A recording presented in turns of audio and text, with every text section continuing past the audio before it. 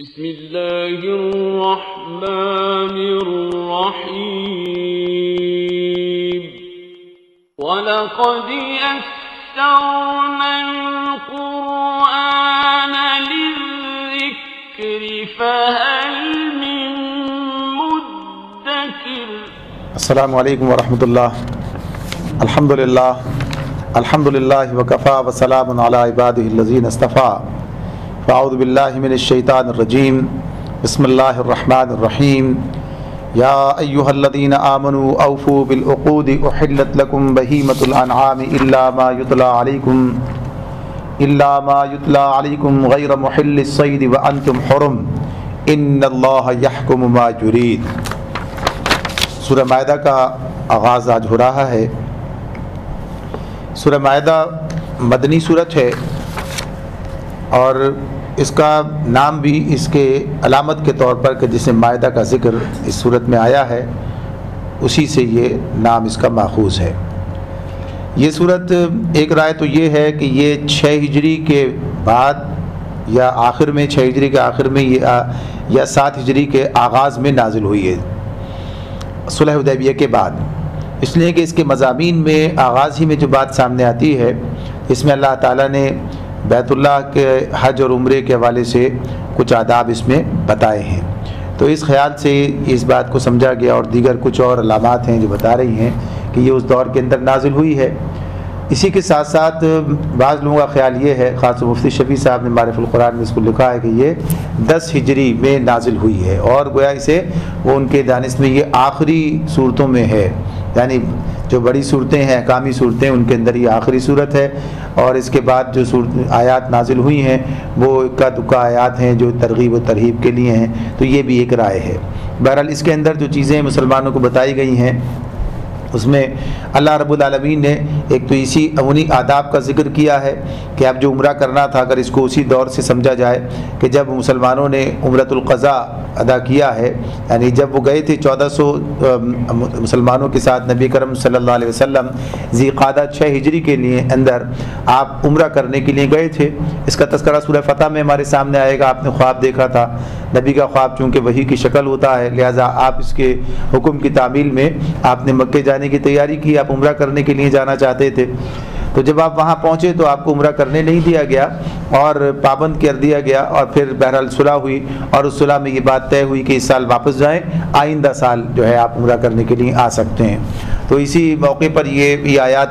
نازل ہوئی جس میں یہ بتایا گیا کہ اس کے آداب کیا ہوں گے اور کس شان کے ساتھ پھر یہ مناسب طریقے سے عمرہ ادا کیا جائے۔ تو ایک بات تو اس حوالے سے ہمارے سامنے یہ آتی ہے۔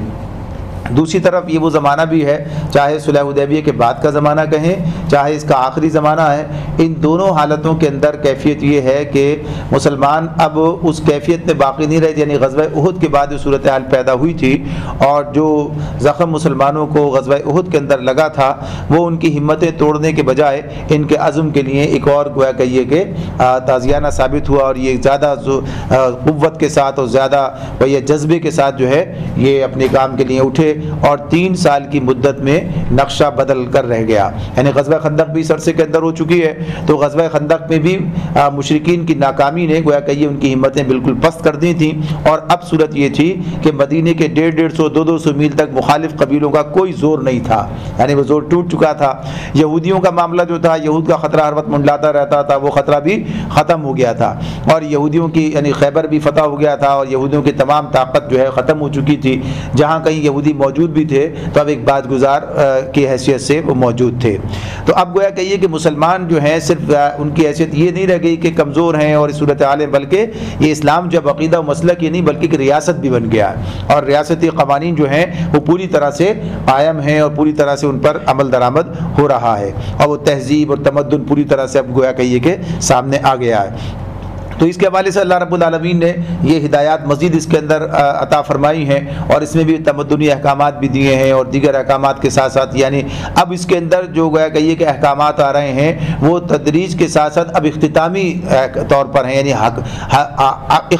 آخری جو کہیے کہ اب اس میں یعنی اس کے بعد جو ہے اب اس کے اندر کوئی رد و بدل کی بات نہیں ہے۔ سورہ مائدہ کے بارے میں کہا جاتا ہے کہ اس میں جو احکامات اب نازل ہو گئے اب اس کے بعد اس میں کسی رد و بدل کی بات نہیں، جیسے آئے گی ہمارے سامنے، شراب کی حرمت کی بات، اور اسی کے ساتھ ساتھ یہ جوئے کے بارے میں اور بتوں کے پاسوں کے معاملے میں، یعنی حتمی حکم اس کے اندر جو ہے وہ نازل ہو گیا ہے، اور اس کے اندر بتا دیا گیا کہ اب ان اصولوں پر جو ہے یہ معاشرہ قائم ہوا ہے اور قائم رہے گا، اور گویا کہیے کہ ریاستی سطح پر اس کی پابندی کی جائے گی۔ تو اس صورتحال کے اندر مسلمان گویا کہیے کہ اب ایک ایسی قوت بن کر سامنے آ رہے تھے کہ جب انہیں معاشرے کے اندر ایک طرف یہ کہ حالات کی تبدیلی کے ساتھ ساتھ کام کرنے کے مواقع زیادہ حاصل ہو گئے تھے، دوسری طرف یہ معاملہ بھی اپنی جگہ پر تھا کہ طاقت کے آ جانے کے بعد اب کوئی بے اعتدالی ان کے اندر پیدا نہ ہونے پائے، یعنی اس معاملے میں بھی ہدایات دی جا رہی تھیں، اور مسلمانوں کو یہ بتایا جا رہا تھا کہ اب جو یہ مذہبی تمدنی سیاسی زندگی احکامات دیے گئے ہیں، اسی کے ساتھ ساتھ یہ کہ اب چونکہ حکمران گروہ بن چکے ہیں اور انہیں بار بار اس بات کی نصیحت کی گئی ہے کہ عدل پر قائم رہیں، تو عدل کی ایک بات تو سورہ نساء کے آخر میں بھی سامنے آئی تھی، اب سورہ مائدہ کے اندر بھی سامنے آئے گی، اور یہاں دوسرے حوالے سے آئے گی کہ یعنی دشمنی کے معاملے میں بھی تمہیں عدل پر قائم رہنا ہے، دشمنوں کے ساتھ بھی عدل کا معاملہ کرنا ہے۔ اور گویا کہ یہ کہ یہودی اور عیسائیوں کے لیے بھی آخری یہ موقع ان کے سامنے آ رہا ہے کہ انہیں بھی کچھ ہدایات دی گئی ہیں، یعنی نصیحتیں کی جا رہی ہیں کہ اگر وہ مان لیں تو ان کا فائدہ اس کے اندر موجود ہے، گویا کہیے کہ راستہ ان کے لیے کھول کر رکھا گیا ہے۔ تو آغاز اس کا سورہ مائدہ کا ہوا، جس طرح پہلی آیت میں نے بھی آپ کے سامنے پڑھی کہ یا ایھا الذین آمنوا، اے لوگو جو ایمان لائے ہو، اوفوا بالعقود، وفا کرو، پورے کرو عقود۔ عقود جو ہے یہاں ترجمے میں ہم دیکھتے ہیں کہ بندشوں کی پابندی ہے، یعنی بندش سے مراد کیا ہے؟ عقود جو ہے یہ عقد کی جمع ہے، عقد کہتے ہیں باندھنا، جیسے نکاح کو بھی ہم عقد کہتے ہیں، ہمارے پاس معروف ہے اردو زبان میں، تو وہ بھی کیا ہے؟ باندھنا۔ تو اسی اعتبار سے گویا جب یہ افراد کے درمیان جب یہ گویا باندھنے کی بات ہوگی تو یہ معاہدے کی بات ہوگی، یعنی کوئی عہد کی بات ہوگی، تو اس کا ایک ترجمہ عہود بھی کیا جا سکتا ہے، یعنی عہد کی پابندی کرو۔ تو عقود جو ہیں یعنی جو معاہدے ہیں، جو پابندیاں ہیں، جو تم نے آپس میں طے کر رکھے ہیں، ان سب کی تمہیں پابندی کرنی ہے۔ تو اب یہ عقود میں ایک تو عہد جو آپس کا ہے یہ بھی، اور ساتھ ساتھ جو اللہ کے ساتھ ہے وہ بھی، دونوں ہی اس کے اندر آ جاتے ہیں۔ تو اللہ سے کیے ہوئے وعدے جو ہیں انہیں بھی پورا کرنا ہے، اور افراد کے ساتھ کیے ہوئے جو وعدے ہیں انہیں بھی پورا کرنا ہے۔ تو یہاں گویا یہ بات بتائی جا رہی ہے کہ تمہیں ان چیزوں کو پیش نظر رکھنا ہے، اس لیے کہ جب آدمی بالادست ہوتا ہے تو گویا کہیے کہ پھر ان چیزوں کی اہمیت اس کی نظر میں کم ہو جاتی ہے، ایسا ہو سکتا ہے۔ تو اس اعتبار سے یہاں بتایا جا رہا ہے کہ یہ تمام طاقت کا حاصل ہو جانا اور صورتحال کا تبدیل ہو جانا، بالادست ہو جانا، اس کا مطلب یہ نہیں ہے کہ اب جو ہے تمہارے اندر اخلاقی طور پر کمزوری پیدا ہو جائے، بلکہ اب تمہیں اخلاقی طور پر اور زیادہ بہتر طور پر سامنے آنا چاہیے، یعنی پتہ چلے کہ قوت کے بعد بھی، یعنی اختیار کے بعد بھی تم ان اصولوں پر کاربند رہتے ہو، اس سے پیچھے نہیں ہٹتے۔ تو یہی وہ بنیادی چیز ہے اس میں سامنے آتی ہے کہ اے لوگوں جو ایمان لائے ہو، عہد کی یعنی معاہدوں کی اور بندشوں کی پوری پابندی کرو۔ اب اس کے بعد اسی طرح کا ایک معاہدہ جو ہمارے سامنے یعنی اللہ نے حلال و حرام کے حوالے سے یہ بھی معاہدہ ہے، یعنی عہد ہے کہ ہم حلال جو اللہ نے کیا اسی کو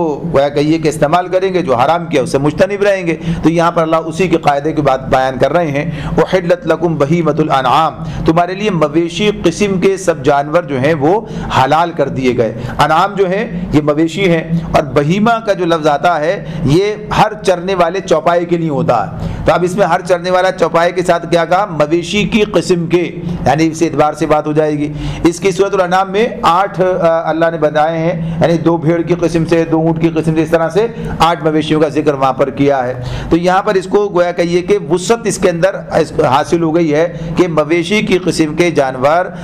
جو ہیں ان کو اللہ رب العالمین نے حلال کر لیا، یعنی جو حیوانی غذا کے بجائے نباتی غذا کھاتے ہوں اور جن کی کچلیاں نہ ہوں۔ تو اس اعتبار سے جو کہ شکار کر کے یعنی گوشت خور نہیں ہے کہ شکار کر کے نہیں کھاتے ہیں، شکار مار کے نہیں کھاتے، تو انہیں جو ہے حلال کر دیا گیا۔ تو اس اعتبار سے مویشی کی قسم کے جو جانور ہیں انہیں حلال کیا گیا ہے۔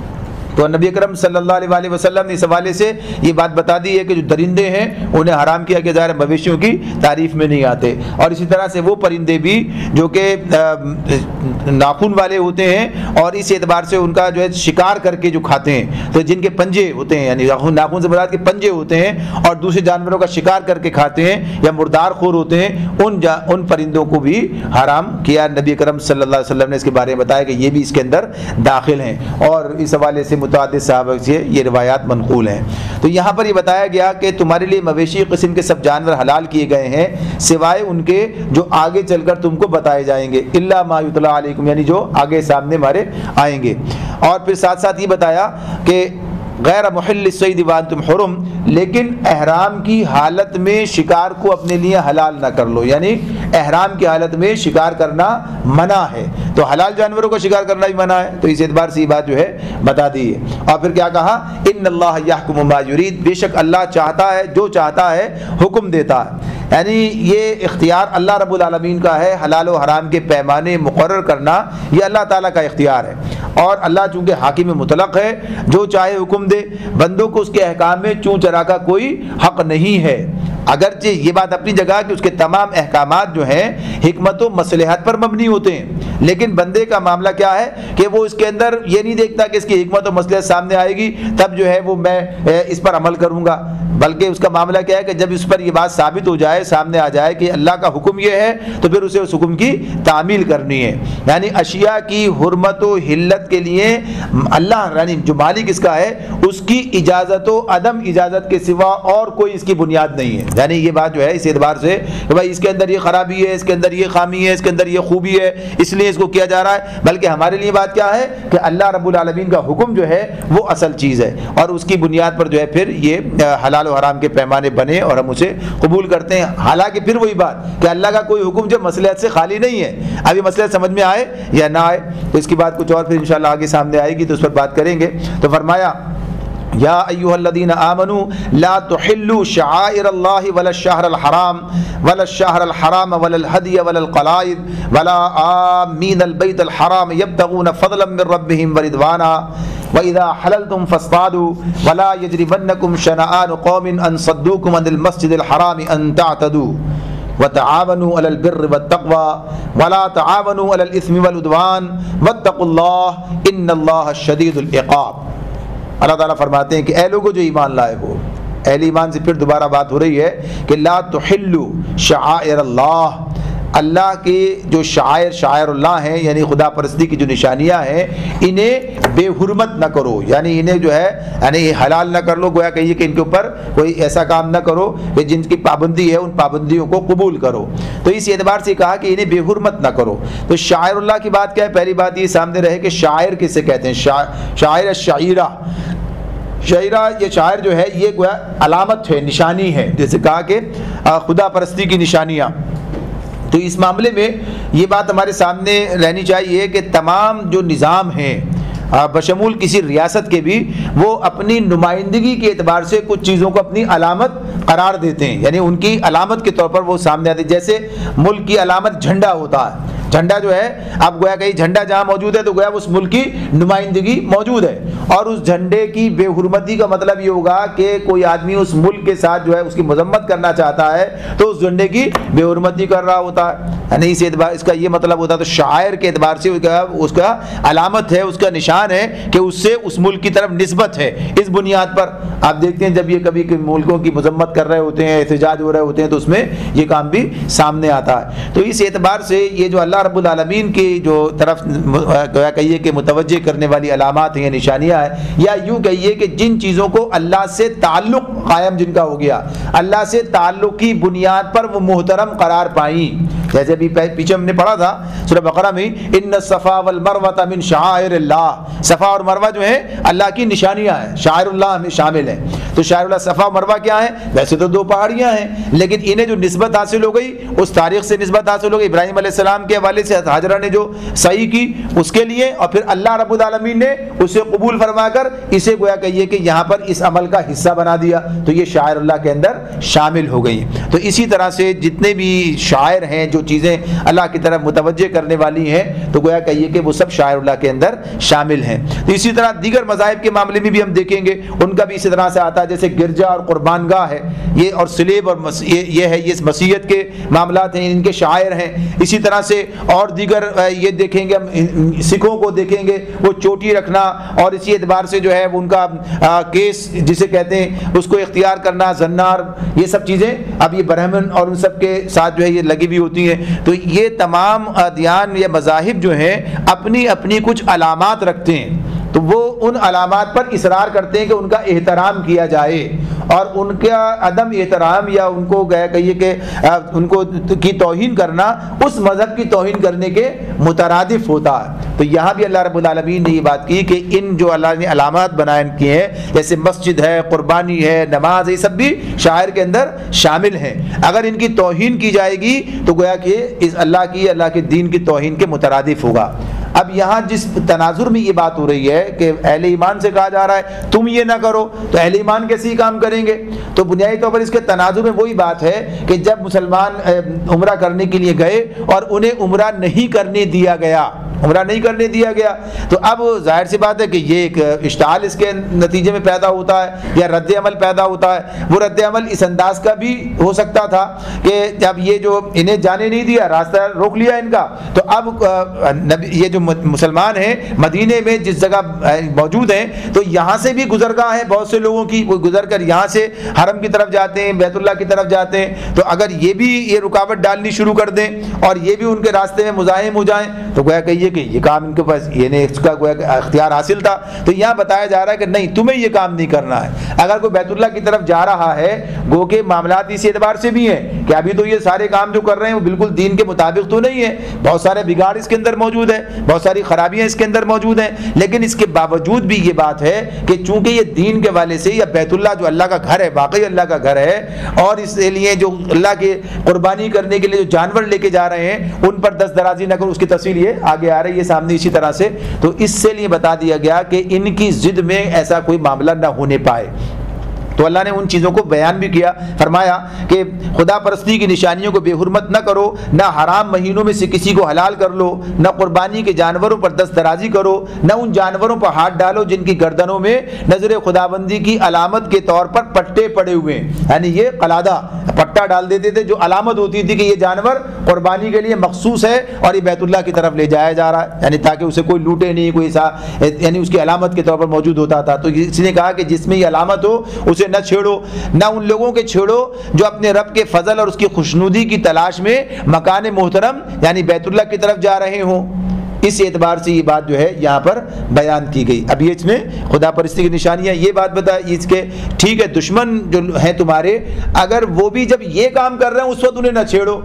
دشمنوں کے ساتھ دشمنی تو کی جائے گی، دشمنوں کے ساتھ ان کے ساتھ اقدام کا معاملہ ہوگا تو کیا جا سکتا ہے، لیکن خاص طور پر حرام مہینوں کے اندر جبکہ منع کیا حرام مہینوں میں نہیں لڑنا ہے، تو ایک تو حرام مہینوں کی حرمت ہے، ان کو اسی اللہ کا حکم ہے، اس لیے ان سے تعارض مت کرو، اور پھر اس کام میں جب یہ لوگ ان چیزوں کے ساتھ مصروف ہیں تو بھی ان کے اوپر جو ہے کوئی تعارض نہ، ان پر کوئی ہاتھ نہیں ڈالو، اس اعتبار سے گویا یہ بتایا جا رہا ہے۔ ورنہ تو مسلمان تو خود ہی شاعر اللہ کا احترام کرنے والے ہیں، انہیں قائم کرنے والے ہیں، اور پھر ساتھ ہی ساتھ یہ بھی بتا دیا کہ جب احرام کی حالت ختم ہو جائے تب تم شکار کر سکتے ہو، وَإِذَا حَلَلْتُمْ فَاصْطَادُوا، یعنی اس میں یہ اجازت ہے، اجازت دی جا رہی ہے، یہ نہیں کہا گیا کہ اب تمہیں لازمی کام کرنا ہے، یعنی جو پابندی لگائی گئی تھی کہ حالت احرام میں شکار نہیں کر سکتے تو اب تمہیں اس کی اجازت دی جا رہی ہے کہ احرام ختم ہو جائے، احرام کی حالت ختم ہو جائے تو تم شکار کر سکتے ہو۔ اور پھر اللہ تعالیٰ یہ بات بتاتے ہیں کہ ایک گروہ نے جو تمہارے لیے مسجد حرام کا راستہ بند کر دیا ہے تو اس پر تمہارا غصہ تمہیں اتنا مشتعل نہ کر دے کہ تم بھی ان کے مقابلے میں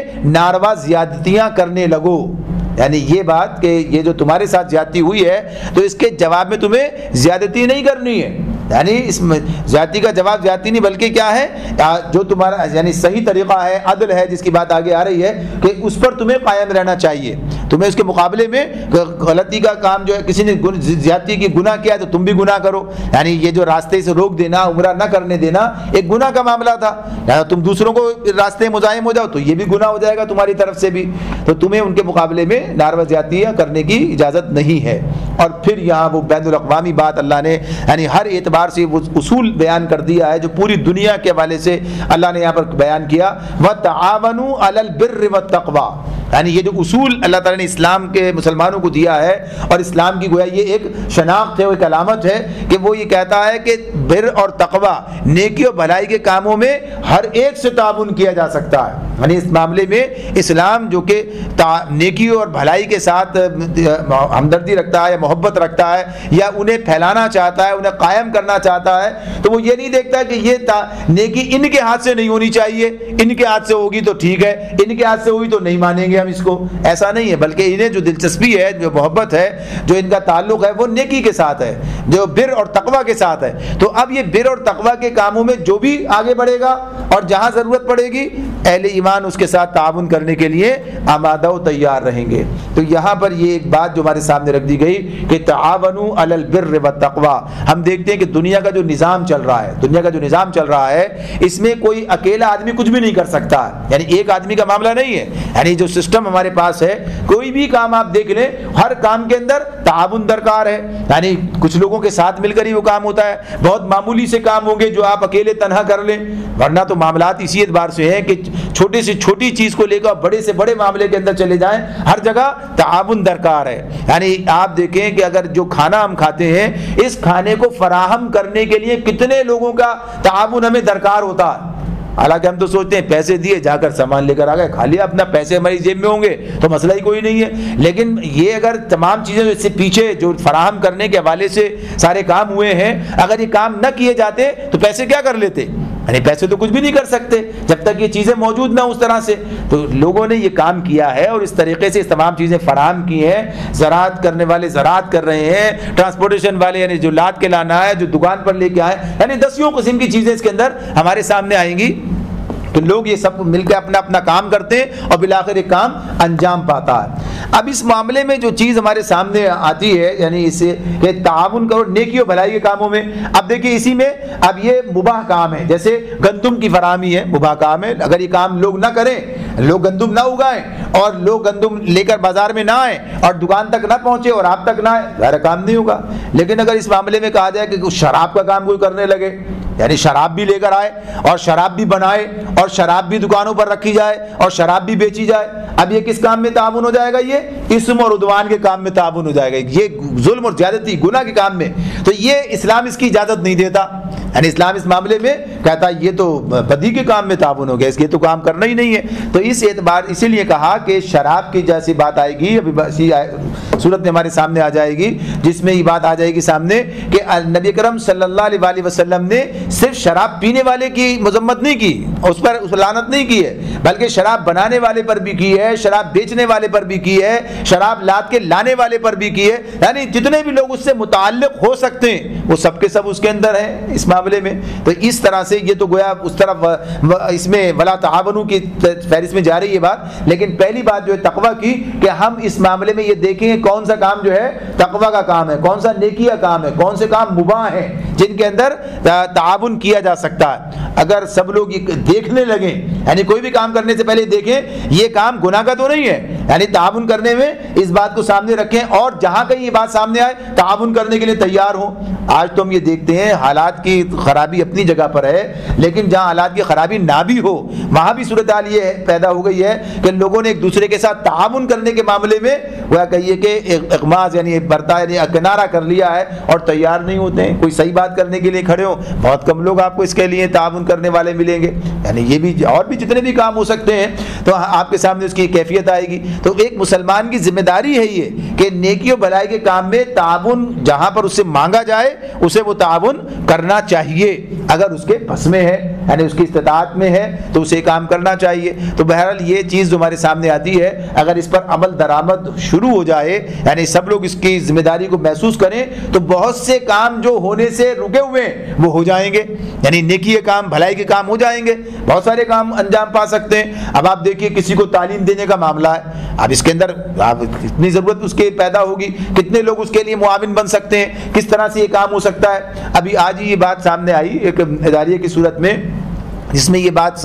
بتائی گئی کہ علامہ اقبال اوپن یونیورسٹی جو ہے اس نے ان کے جو بھی اس وقت سربراہ تھے انہوں نے جائزہ لیا چند سال پہلے، اس کے بعد کام مکمل ہوا ہے تو بات آئی، ایک درجہ اس کا مکمل ہوا ہے تو آج آئی سامنے بات کہ انہوں نے ایک جائزہ لیا اور جائزہ لے کر یہ دیکھا کہ ہم جو سارے لوگوں کو تعلیم دیتے ہیں ہمارے ملازمین میں کتنے لوگ ایسے ہیں جو بے پڑھے لکھے ہیں۔ یعنی یہ جب جائزہ لیا تو کلاس 4 سرونٹ جو کہلاتے ہیں، یعنی جو ان کے چھوٹے درجے کے ملازمین ہیں، یعنی ڈرائیور ہو گئے، چپراسی ہو گئے، مالی ہو گئے، اس درجے کے جو لوگ ہیں ان میں بہت سے لوگ انہیں ایسے ملے جو پڑھے لکھے نہیں ہیں۔ تو اس پر یہ خیال ہوا کہ ہم ساری دنیا کو پڑھا رہے ہیں اور ہمارے جو ملازمین ہیں ان کے پاس تعلیم نہیں ہے، تو انہوں نے ایک پروگرام بنایا اور اپنے جو اساتذہ ہیں ان سے یہ بات کی کہ ہمیں یہ کام کرنا چاہیے اور بغیر کسی معاوضے کے کرنا چاہیے۔ اس لیے کہ یہ ہماری ذمہ داری ہے, ہمیں یہ کام کرنا چاہیے. تو بہرحال ان اساتذہ نے بغیر معاوضے کے اضافی وقت دے کر ان کی تعلیم کا بندوبست کیا اور انہیں ایک حد تک پڑھا دیا, اور اب اگلے مرحلے کے اندر لے جانے کے لیے تیار ہیں. تو اس کے لیے تقریب ہوئی تھی, اس کا جائزہ جو آیا ہے. اب یہ کام کرنا تعاون نہیں ہے, تو اس کے تجربات اور اس کے اندر بہت سی چیزیں سامنے آ رہی ہیں کہ تعاون کیا گیا.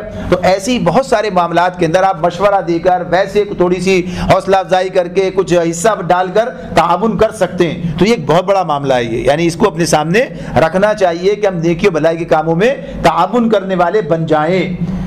لیکن بات وہی ہے کہ آج کل تمام چیزوں کو اس اعتبار سے خراب کیا گیا ہے کہ اس کے اندر مقاصد اور معاملات جو ہیں وہ بگاڑ اس کا پیدا ہو جاتا ہے. لیکن پھر بھی کوشش کرتے ہوئے, دیکھتے ہوئے, جہاں جہاں جن چیزوں میں تعاون ممکن ہے نیکی و بھلائی کے معاملات میں انہیں فروغ دینے کے لیے ہاتھ بٹانا ضروری ہے. نہیں ہوگا تو پھر یہ کام, نیکی و بھلائی کے کام نہیں ہو سکیں گے. تو اس معاملے میں ذمہ داری ہمیں محسوس کرنی چاہیے. اب اسی کے ساتھ کیا ہے,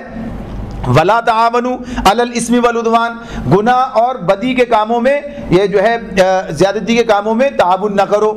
اب یہ والا جو معاملہ ہے گویا کہیے کہ یہ اس سے بھی زیادہ بڑھ کر سامنے آتا ہے. یعنی کوئی ظالم ظلم کر نہیں سکتا جب تک کہ اسے تھوڑے سے دست و بازو نہ ملے. یعنی اکیلا تو کچھ بھی نہیں کرتا, یعنی دست و بازو اس کے لیے موجود ہوتے ہیں. آج بھی آپ دیکھیے جتنے لوگ جرم کرنے والے, انہیں اپنے دست و بازو ملیں گے, اوپر بھی ملیں گے, نیچے بھی ملیں گے. یعنی ایسے لوگ بھی ملیں گے جو ان کی سرپرستی کریں گے. آج آپ دیکھتے ہیں کہ بڑے بڑے مجرم جو ہیں پال رکھے ہیں لوگوں نے, یعنی بڑے بااثر لوگوں نے, جماعتوں نے, ان لوگوں نے اس اعتبار سے یعنی ایسے لوگوں کو پال رکھا ہے, ان کی سرپرستی کرتے ہیں. تعاون نہیں ہے, یعنی ان سے اپنا کام لیتے ہیں اور اس معاملے میں جو کہیے کہ ان کی سرپرستی کر رہے ہوتے ہیں, ان کی پشتیبانی کر رہے ہوتے ہیں. ایسی کچھ نیچے دست و بازو ہوتے ہیں. آپ دیکھتے ہیں کہ ایک آدمی کام کرنے والا ہے, نیچے دلال اس کے 10 گھوم رہے ہوتے ہیں جو اس کے لیے کام شکار پکڑ کے لاتے ہیں. یہ سب کیا ہے یہ, یعنی یہ اس میں اسم اور گناہ عدوان کے کاموں میں یہ تعاون ہے. اگر یہ کام کرنے والے دست و بازو نہ ملیں, ختم ہو جائیں, اور کوئی کہے بھائی یہ غلط کام میں آپ کا ساتھ نہیں دوں گا, غلط کام میں آپ کا حصہ نہیں بٹاؤں گا. آپ ایک چپراسی کے پاس جاتے ہیں, وہ یہاں سے کہتا ہے صاحب یہ تو اوپر تک سلسلہ جائے گا, یہاں سے لوں گا اور وہاں تک. تو اگر وہ کہہ دے چپراسی کہ بھائی یہ کام میں نہیں کروں گا, یہ میرے کام دائرے کے اندر آتا ہی نہیں ہے, اور اس سے اور آگے تک سارے لوگ یہ کام کرتے چلے جائیں, تو ظاہر سی بات ہے کسی ایک آدمی کی برائی سے کیسے کام چل سکتا ہے آگے. لیکن جب سب لوگ اس میں حصہ لینا چاہتے ہوں گے, اس میں اپنا حصہ وصول کرنا چاہتے ہوں گے, تو پھر وہ تعاون بھی کریں گے. تو کچھ لوگ اس بنیاد پر کر رہے ہوتے ہیں, کچھ لوگ خوشامد کی بنیاد پر کر رہے ہوتے ہیں, کچھ لوگ ڈر کے بارے کر رہے ہوتے ہیں. یعنی مختلف لوگوں کے گویا کہیے کہ حیثیت ہیں جن کے مطابق وہ یہ کام کر رہے ہوتے ہیں. تو پھر وہی بات آ جاتی ہے کہ جس میں وہ شراب کی بات جیسے مثال تھی کہ کسی بھی کام میں تعاون نہ کیا جائے. تو اگر یہ ظلم کے اندر تعاون ختم کر دیا جائے تو اس کے نتائج کیا نکلیں گے, ظلم بھی ختم ہو جائے گا, کرپشن بھی ختم ہو جائے گی. یعنی تمام چیزیں اسی لیے ممکن ہوتی ہیں کہ کچھ اس کے مددگار موجود ہوتے ہیں. تو اس حوالے سے قرآن مجید میں کئی مقامات ہمارے سامنے آئیں گے جہاں براہ راست یہ بات ہوگی کہ یہ ظلم میں اور اس چیزوں کے اندر جو لوگ ملوث ہوں گے, تعاون کریں گے, تو وہ بھی اس کے ساتھ وہی حصہ پائیں گے. جیسے نیکی کے کاموں میں تعاون کرنے کے نتیجے میں نیکی کرنے والا جو اجر پائے گا, تعاون کرنے والا بھی اجر پائے گا. ایسے بدی کے کام میں بدی کرنے والا جو گناہ سزا پائے گا, تعاون کرنے والا بھی سزا پائے گا. تو اسی حوالے سے ایک روایت اس طرح حدیث کی آتی ہے ہمارے سامنے, جس میں یہ بات نبی صلی اللہ علیہ وسلم نے فرمائی ہے کہ جب قیامت کے دن یہ پکارا جائے گا, کہاں ہیں ظلم اور ظلم پر تعاون کرنے والے, تو وہ لوگ جو ان کے لیے کسی بھی درجے کا تعاون کرنے والے تھے وہ بھی ان کے ساتھ کھڑے کیے جائیں گے. یعنی اور اس کے اندر یہ تک مفقہ نے بیان کیا ہے کہ جو ان کے لیے قلم اور دوات درست کرتے تھے ان کا معاملہ بھی اس اعتبار سے آئے گا. جو ظالم لوگ تھے ان کے چھوٹے کام کرنے والے بھی وہ بھی اس کے اندر شامل کر دیے جائیں گے. اب مفتی شفیع صاحب نے ایک حدیث اس حوالے سے بھی نقل کی ہے جہاں پر انہوں نے وہ اس کی بات کی, پیچھے پڑھ کر آئے سورہ نساء کے اندر, جس میں سفارش کرنے کے حوالے سے. تو اس مقام پہ انہوں نے ایک روایت نقل کی, اس میں کہا کہ جس شخص نے کسی کے قتل میں ایک جملے سے بھی مدد کی ہے, ایک جملے سے بھی مدد کی ہے, تو وہ قیامت کے دن اس طرح آئے گا کہ اس کے ماتھے پر ہی لکھا ہوا ہوگا اللہ کی رحمت سے مایوس. یعنی یہ تعاون کرنے کی, گناہ کے بدی کے کاموں میں تعاون کرنے کا نتیجہ ہے. اور یہ بھی کہا قرآن مجید میں بات آتی ہے ظالموں کی طرف ذرا بھی جھکاؤ نہ رکھو ورنہ تم بھی آگ کی لپیٹ میں آ جاؤ گے. تو اس اعتبار سے یہ جب انسان کے سامنے بات آ جائے کہ بھائی یہ خواہ میں دوسروں کا بوجھ کیوں اٹھاؤں اور میں اس معاملے میں کیوں شریک ہو جاؤں, اس لیے کہ پتہ چلتا اصل تو کسی اور کا ہے اور یہ کچھ ملا بھی تو بہرحال اس کے جو نتائج ہیں وہ اتنے برے ہوں گے. تو مسلمان کا معاملہ کیا ہے, ولا تعاونوا علی الاسم والعدوان, آخری بات یہ ہے کہ نبی کرم صلی اللہ علیہ وسلم کا ارشاد ہمارے سامنے آتا ہے، آپ نے فرمایا اپنے بھائی کی مدد کرو خواہ ظالم ہو یا مظلوم۔ تو صحابہ نے پوچھا کہ اللہ کے رسول ظالم کی مدد کیسے کریں، مظلوم کی مدد کرنا تو سمجھ میں آتا ہے، تو آپ نے فرمایا ظالم کی مدد یہ ہے کہ اسے ظلم کرنے سے روک دیا جائے، یعنی اس کے ظلم کرنے سے روکا جائے، اس کا ہاتھ پکڑ لیا جائے، یعنی یہ کوئی غلط کام کرنے جا رہا ہو اسے روکا جائے، اس کا ہاتھ پکڑا جائے، یعنی یہ ہے اصل کام مومن کا۔ تو یہ کام جب کیا جائے گا تو یقیناً پھر مسائل ختم ہو جائیں گے، یہ صورتحال معاشرے کی باقی نہیں رہے گی۔ واتقوا اللہ، اللہ سے ڈرو، ان اللہ شدید العقاب، اللہ سخت سزا دینے والا ہے۔ حرمت علیکم المیتۃ والدم ولحم الخنزیر وما اہل لغیر اللہ بہ والمنخنقۃ والموقوذۃ والمتردیۃ والنطیحۃ وما اکل السبع الا ما ذکیتم وما ذبح علی النصب وان تستقسموا بالازلام ذلکم فسق اليوم یئس الذین کفروا من دینکم فلا تخشوهم واخشون اليوم اکملت لکم دینکم واتممت علیکم نعمتی ورضیت لکم الاسلام دینا فمن اضطر فی مخمصۃ غیر متجانف لإثم فإن اللہ غفور الرحیم۔ اللہ رب العالمین اس آیت میں کئی چیزیں ہمارے سامنے بیان کرتے ہیں۔ پہلی بات تو یہ آ گئی کہ اللہ نے تم پر کیا چیزیں حرام کی ہیں۔ حرمت علیکم المیتہ، تم پر حرام کیا گیا مردار، خون، سور کا گوشت اور وہ جانور جو اللہ کے سوا کسی اور کے نام پر ذبح کیا گیا ہو۔ یہ چیزیں پہلے بھی گزر چکی ہیں، یعنی اسی حوالے سے یہ بات بتائی گئی تھی کہ تم پر یہ چیزیں حرام کی گئی ہیں۔ اچھا، یہ معاملہ جس طرح سے اللہ رب العالمین نے ہمارے سامنے رکھا ہے، پہلے یہ بتایا کہ یہ تم پر جو ہے جانور یہ مویشی قسم کے حلال کیے گئے ہیں، اور اس کے بعد اب یہاں پر حرام کی بات آئی ہے۔ تو بنیادی طور پر یہ جو سوال کیا گیا ہے، اب ان چیزوں کے بارے میں اللہ تعالیٰ بتا رہے ہیں کہ جن چیزوں کو اللہ تعالیٰ نے جن کو حرام قرار دے دیا، اور اس بنیاد پر قرار دے دیا کہ اللہ رب العالمین اس کی حکمت جانتے ہیں، اور اس اعتبار سے کہ ان کا جو نقصان اور نفع ہے وہ طبعی طور پہ نہیں بلکہ اخلاقی طور پر ہے، یعنی شریعت جن چیزوں پر پابندی عائد کرتی ہے، حلال و حرام کی جو قیود اس پر لگاتی ہے کہ یہ حلال ہے یہ حرام ہے، تو اس کی بنیاد ان کے طبی فوائد نہیں ہوتے، مادی فوائد نہیں ہوتے، یہ تو انسان کے اوپر چھوڑا ہے۔ جو غذا تمہارے لیے متوازن ہے، اچھی ہے، تم کھاؤ، اپنے تحقیق کرو، سمجھو، اور جو کھا سکتے ہو۔ جو چیزیں تمہیں نقصان دیں تو اس کے منع ہے کہ وہ نہیں کھاؤ۔ اگر یہ اس بنیاد پر ہوتی کہ جس کے طبی فوائد، طبی نقصانات ہیں، اس بنیاد پر ہوتی تو سب سے پہلے زہر حرام ہو جاتا، یعنی سنکھیا جو ہے یہ حرام ہوتا، لیکن سنکھیا تو کسی فہرست میں حرام نہیں ملتا ہے۔ اور بھی ایسے مفردات اور مرکبات ہیں جو کہ انسان کے لیے ویسے نقصان دہ ہیں، تو وہ تو اس کی تعریف میں نہیں آتا کہ اللہ نے ان کو نہیں بیان کیا ہے، اس لیے کہ وہ انسان اپنے تجربے سے خود ہی معلوم کرتا ہے اور ان چیزوں سے بچ رہا ہوتا ہے۔ البتہ وہ چیزیں جن کے نقصانات معلوم کرنا اس کے بس میں نہیں ہے، یعنی اس کے اختیار میں نہیں ہے، وہ آلات کے ذریعے سے ویسے نہیں کر سکتا ہے، اور وہ کیا ہے، وہ ان کے اخلاقی فوائد یا نقصانات ہیں۔ تو یہ اخلاقی نقصانات کے اعتبار سے اللہ رب العالمین ان چیزوں کو بتا دیتا ہے، خود ہی بتا دیتا ہے یہ چیزیں تم پر حرام ہیں۔ تو اس اعتبار سے تو اب وہی بات ہے کہ ہم اللہ پر اعتماد کرتے ہوئے ان چیزوں کو تسلیم کرتے ہیں۔ تو یہاں پر اللہ تعالیٰ کہتے ہیں کہ مردار، اب جیسے لوگ کہتے ہیں نا، یہ اس پر یہ مردار کا جو معاملہ تھا، اس کے بارے میں یہ کہا، یہودیوں کا یہ قول سامنے آیا، اس میں انہوں نے کہا کہ جسے تم مارو وہ تو حلال ہے اور جسے اللہ مار دے وہ حرام ہے۔ یہ عجیب بات ہے تمہاری، یہ بات ہمارے لیے کیا ہے؟ اللہ نے یہ الگ بات ہے، ہم کہیں خون بہایا گیا، نہیں بہایا گیا، رہ گیا، اصل بات کیا ہے؟ اللہ نے یہ حلال کیا ہے، اس لیے حلال کرتے ہیں ذبح کے طریقے سے، اس لیے وہ ہمارے لیے حلال ہے۔ وہی جانور اگر وہ اس طرح سے مر گیا تو وہ ہمارے لیے، اللہ نے کہا مردار ہے، تمہارے لیے حلال نہیں ہے، تو کہا تم پر حرام کیا گیا مردار۔ تو یہ اللہ نے یہ بات بتا دی، مردار کیا ہے؟ وہ جانور جو طبعی موت مر گیا، خود سے مر گیا۔ پھر خون کے معاملے میں یہ بات آئے گی کہ بہتا ہوا خون، اس کی وضاحت الگ آتی ہے، اور سور کا گوشت، اور وہ جانور جو اللہ کے سوا کسی اور کے نام پر ذبح کیا گیا ہو، یعنی یا تو ذبح کرتے وقت کسی اور کا نام لے لیا، یا یہ نیت ہے کہ فلاں فلاں بزرگ کے لیے، ان کی گویا کہیے کہ رضامندی کے لیے، ان کی خوشنودی کے لیے یہ ذبح کیا جا رہا، ان کی نظر ہے یہ، تو یہ سب اسی کی تعریف میں آتا ہے۔ خوشنودی کے، ایصال ثواب کا تعلق اس سے نہیں ہے، یعنی خوشنودی کے نیت اگر یہ ہے کہ ان کی رضا کے لیے، ان کی خوشنودی کے لیے اور ان سے قربت حاصل کرنے کے لیے، تو یہ سب چیزیں اللہ کے لیے، لہذا یہ سب اسی تعریف میں آئیں گے کہ جس پر اللہ کے سوا کسی اور کا نام لیا گیا ہے۔ اور پھر اب مردار کی تشریح کی اللہ نے، وہ جو گلا گھٹ کر یا چوٹ کھا کر یا بلندی سے گر کر یا ٹکر کھا کر مرا ہو یا جسے درندے نے پھاڑا ہو، یہ سب کس تعریف میں آ گئے؟ مردار کی تعریف میں آ گئے، سوائے اس کے جسے تم نے زندہ پا کر ذبح کر لیا تو حلال ہو گیا وہ، یعنی اگر وہ ملا ہے زخمی حالت کے اندر اور جب اتنا موقع تھا کہ اسے ذبح کر لیا جائے تو پھر حلال ہو جائے گا۔ اور وہ جو کسی آستانے پر ذبح کیا گیا ہو یہ بھی حرام ہے۔ اصل لفظ اس میں استعمال ہوا ہے وما ذبح علی النصب، نصب جو ہے یہ نصب کے وہ سارے مقامات جو غیر اللہ کی نظر و نیاز کے لیے یہ چڑھانے کے لیے لوگوں نے مخصوص کر رکھے ہیں، چاہے وہ استحان ہو، چاہے کوئی بت خانہ ہو، چاہے کوئی اور جگہ اس کی ہو، تو اس اعتبار سے وہ سب ان پر جو ہے یہ جب وہاں ذبح کیا گیا ان کی خوشنودی کے لیے وہ بھی اس کی تعریف میں آ جائے گا کہ جو اللہ کے سوا کسی اور کا نام لیا گیا اس طرف چلا جائے گا۔ اور پھر کیا کہا وَأَن تَسْتَقْسِمُوا بِالْأَزْلَامِ، نیز یہ بھی تمہارے لیے ناجائز ہے کہ پانسوں کے ذریعے سے اپنی قسمت معلوم کرو، پانسوں کے ذریعے سے اپنی قسمت معلوم کرو۔ تو یہ جو قسمت معلوم کرنے کا معاملہ ہے، یعنی اس میں جو چیزیں ہیں جسے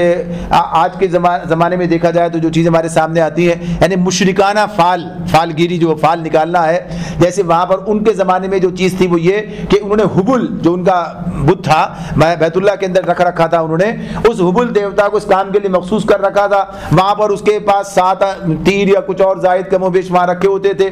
اب یہ تیر پر کچھ نہ کچھ لکھ رکھا ہے، اب وہ جاتے اور اس کے جو ان کا ہوتا جو بھی اس کا گویا کہیے کہ اس کام میں کرنے والا اور جو پیسے وصول کرنے والا ان کا ہے تو وہ ان کے نام سے جو ہے وہاں سے وہ پیسے وصول کرتے اس سے، اور پیسے وصول کر کے پھر جو ہے اب ان کے نام کی فال نکالتے۔ اب فال نکالنے کے بعد وہ تیر اترانے کا جو بھی نکل آتا بھائی یہ گویا کہیے کہ حبل کا فیصلہ ہے، یہ حبل کی طرف سے مشورہ ہے، یہ حبل کا یہ فیصلہ ہے۔ اسے پانسہ دار یا صاحب القدح کہتے تھے جو پیسے وصول کر کے کام کرتا تھا، تو یہ طریقہ انہوں نے رائج کر رکھا تھا۔ اب بھی لوگ یہ کام کرتے ہیں، دوسرے طریقے سے کام کر رہے ہوتے ہیں، یعنی یہ کام اس کے ساتھ نہیں کرتے، کسی اور کے پاس جا کر رہے ہوتے ہیں، کبھی طوطے سے نکلواتے ہیں، کبھی کسی اور چیز سے نکلوا رہے ہوتے ہیں اور سمجھتے ہیں کہ گویا یہی اللہ کا فیصلہ ہے، یعنی اس معاملے میں یہ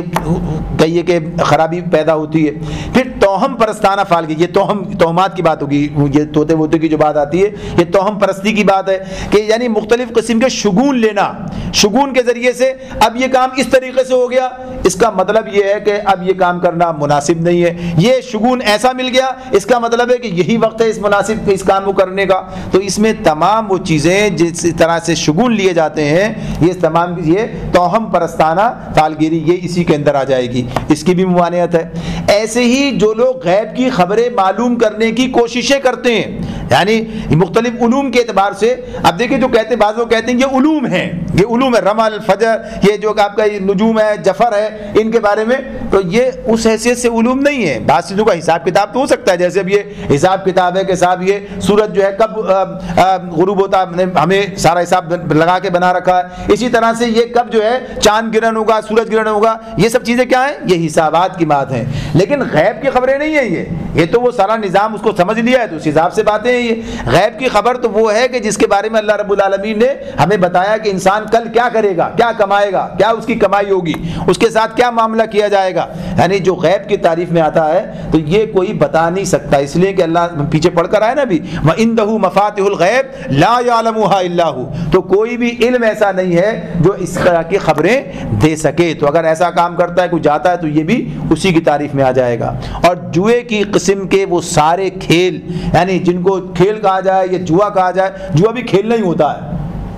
جس کے اندر اتفاقی طور پر کوئی جیت جاتا ہے اور کوئی اتفاقی طور پر ہار جاتا ہے، یعنی کوئی سسٹم نہیں، کوئی اصول نہیں ہے، آدمی اپنی کوشش سے نہیں پاتا بلکہ اتفاقی طور سارے پیسے جمع کر کے اتفاق سے اس کا داؤ نکل گیا، یہ نکل آیا، اس کا نام نکل گیا، یہ نکل آیا، کسی نے اس کا نام انعام رکھ دیا، کسی نے اس کا نام لاٹری رکھ دیا، تو یہ انعام تو نہیں ہے، انعام تو کارکردگی پر ہوا کرتا ہے، کیا کارکردگی ہے؟ کوئی کارکردگی نہیں ہے، تو یہ بھی اسی کی تعریف میں آتا ہے، جسے اللہ رب العالمین نے کہا ذالکم فسق، یہ سب افعال فسق ہیں، یعنی سب غلط چیزیں جو اللہ نے منع کر رکھی ہیں۔ اور پھر کیا فرمایا الیوم یئس الذین کفروا من دینکم، آج کافروں کو تمہارے دین کی طرف سے پوری مایوسی ہو چکی ہے، یہ مایوسی کیا ہے؟ یعنی اب یہ صورتحال بن چکی تھی. ایک زمانہ تو وہ تھا کہ جب مشرکین زور لگا رہے تھے کہ ہم انہیں اپنے اندر واپس لے لیں گے, اس دین کا خاتمہ کر دیں گے, یعنی دوبارہ اسی تہذیب و تمدن کے اندر ہم انہیں ضم کر لیں گے. اب اس اعتبار سے پورا نظام بن چکا ہے, ریاست بن چکی ہے, سارا سسٹم بن گیا ہے, اتنا بڑا نظام تہذیب و تمدن سارا وجود میں آ چکا ہے, قوانین بن چکے ہیں, سب چیزیں جو ہیں وہاں پر رائج ہیں, اس پر عمل درآمد ہو رہا ہے. اب انہیں یہ توقع نہیں ہے کہ اسے مٹا سکیں گے, اب اس سے کہ یہ تو اب یہ ختم نہیں ہو سکتا, اسے واپس اپنے اندر ضم نہیں کیا جا سکتا. مایوس ہو چکے ہیں اس معاملے میں, اور یہ اپنی قوت حاکمانہ کے ساتھ, طاقت کے ساتھ یہ نافذ ہے, اسے مٹایا نہیں جا سکے گا, یہ وہ سمجھ چکے ہیں. تو اللہ تعالیٰ فرماتے ہیں یہ ان کی ذہنی حالت ہے, یعنی اس پر وہ پہنچ گئے. لہذا تم ان سے نہ ڈرو بلکہ مجھ سے ڈرو. ہر حال میں اللہ سے ڈرنے کی بات ہے, اور اب تو یہ حالت پیدا ہو گئی ہے, اب کیا ڈرنا. یعنی اس معاملے میں آج بھی کوئی اسلام کو مٹا نہیں سکتا ہے. یعنی یہ سب ساری جتنا بھی کچھ کر لیں اسلام نہیں مٹ سکتا. اسلام جس طریقے سے مستحکم ہو گیا ہے, اور لوگوں کے ذہنوں میں, ان کے مزاجوں میں, ان کی طبیعتوں میں, ان کے معاملات میں جس طرح آج بھی جس حد تک بھی اسلام موجود ہے, مٹا نہیں سکتے اس کو, ختم نہیں ہو سکتا یہ. تو بہرحال یہ جب بھی واپس پلٹ جائیں اپنی اصل حالت کے اندر آ جائیں گے, یہ کیفیت ہوگی. تو یہ بات بتائی کہ اللہ سے ڈرو, ان لوگوں سے مت ڈرو. آج میں نے تمہارے دین کو تمہارے لیے مکمل کر دیا ہے. اکملت لکم دینکم, اکمل کا لفظ آتا ہے, اور اتممت علیکم نعمتی, اور تمہارے لیے, تمہارے اوپر اپنی نعمت جو ہے تم پر تمام کر دی ہے. یہ بڑی, یعنی اس اعتبار سے بڑی اہمیت کی حامل یہ آیت ہے. تو یہ جو معاملات اس میں ہمارے سامنے آ رہے ہیں, یہ آیات اس طرح کی ہیں کہ جو اپنے اندر بڑی تعلیم رکھتی ہیں, بڑی وضاحت ان کی درکار ہوتی ہے. اب اسی بات کو جو اس میں یہاں بیان کی گئی ہے کہ اللہ تعالیٰ نے اس دین کو ہمارے لیے مکمل کر دی. اس کے لیے اکمل کا لفظ آتا ہے. اکمل, کامل, مکمل کیا ہوتا ہے؟ جس کے اندر کچھ شامل نہیں ہو سکتا, یعنی مکمل ہے. اب اس کے اندر کوئی کمی بیشی کا مسئلہ نہیں ہے بھائی, یہ چیز مکمل ہے, مکمل ہے تو مکمل ہے. اب کمی بیشی کا کیا سوال پیدا ہوتا ہے؟ تو مکمل کا معاملہ اس اعتبار سے. تو اب اس طرح سے کہا دین مکمل ہے, یعنی نبی اکرم صلی اللہ علیہ وسلم پر دین مکمل ہو گیا. اس آیت کے بارے میں کہا جاتا ہے کہ یہ آیت جو ہے 10 ہجری میں یوم العرفہ کے دن, یوم العرفہ میں یہ نازل ہوئی, جب نبی اکرم صلی اللہ علیہ وسلم جو تھے حجۃ الوداع کے موقع پر گئے تھے آپ, اور عرفے کا دن تھا, اور اس وقت جو ہے یہ عصر کا وقت تھا, اور آپ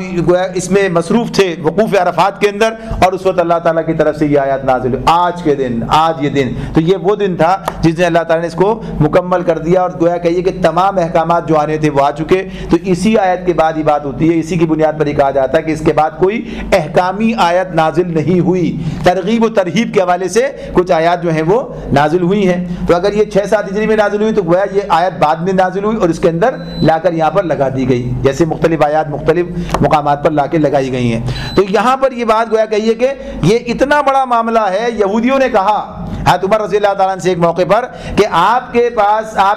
قرآن میں ایک ایسی آیت ہے, ہمارے اوپر نازل ہوتی تو ہمارے لیے عید کا دن ہوتا, اور پھر اسی آیت کو بیان کیا. تو پھر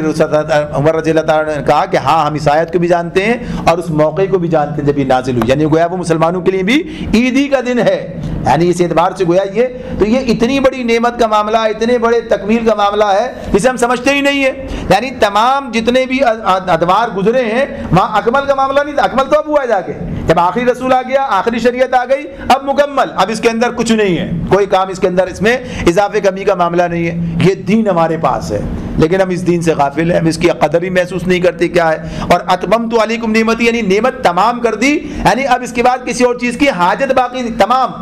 تمام ہو گیا, سب چیزیں آ گئی. تمام کا مطلب کیا ہوتا ہے؟ کامل کا مطلب ویسے تو ایک ہی طرح کے الفاظ ہیں یہ, لیکن اس کے لیے اکمل کا لفظ استعمال کیا, اور اس کے لیے اللہ تعالیٰ نے اتمم کا لفظ استعمال کیا, تمام کا لفظ استعمال کیا. نعمت کے حوالے سے نعمت تمام کر دی, یعنی جتنی نعمتیں ہو سکتی تھیں سب اللہ کی طرف سے تمہیں دے دی گئی, کہ دین دے دیا گیا, اس کے ذریعے سے اب تمہیں دنیا میں اللہ نے جو وہ کہیے کہ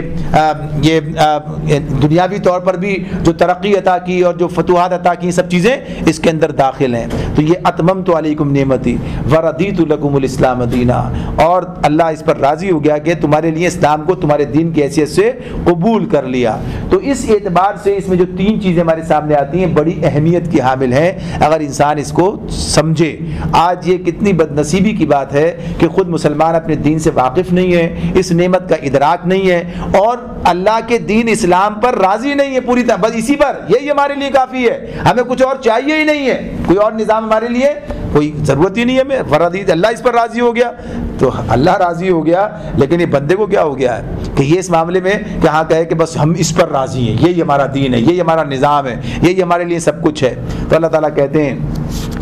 کہ اب یہ جو حلال و حرام کی جو قیود اللہ نے تم پر نافذ کی عائد کی ہیں، ان کی پابندی کرو۔ البتہ اب یہاں پر ایک رعایت دی، فمن اضطر فی مخمصۃ غیر متجانف للإثم، البتہ کوئی شخص اگر بھوک سے مجبور ہو کر ان میں سے کوئی چیز کھا لے، یعنی جن کا تذکرہ پیچھے ہوا تھا نا ابھی، تو اب وہ بات دوبارہ شروع ہو گئی۔ درمیان میں اللہ نے یہ چیزیں بتائیں کہ اب یہ جو حتمی احکامات ہیں، دین مکمل ہے، اس پر عمل درآمد ہونا ہے، البتہ جو چیزیں بتائیں تھی بھوک سے مجبور ہو کر ان میں سے کوئی چیز اگر آدمی کھا لے بغیر اس کے کہ گناہ کی طرف اس کا میلان ہو، تو بے شک اللہ معاف کرنے والا اور رحم فرمانے والا ہے۔ یہ بات پیچھے بھی کئی مرتبہ آ گئی ہے، سامنے سورہ بقرہ میں بھی آئی تھی، اس میں اللہ نے کہا تھا کہ ہاں اگر استرار کی حالت میں ہو تو بہرحال اپنی جان بچانے کے لیے ان چیزوں کو بدرجہ مجبوری اور بس جتنا ضرورت ہے بس اتنا استعمال کرنے کی تمہیں گنجائش ہے، اس کی اجازت دی گئی ہے۔ اللہ رب العالمین ہمیں سمجھنے اور عمل کرنے کی توفیق عطا فرمائے۔ وآخر دعوانا ان الحمد للہ رب العالمین۔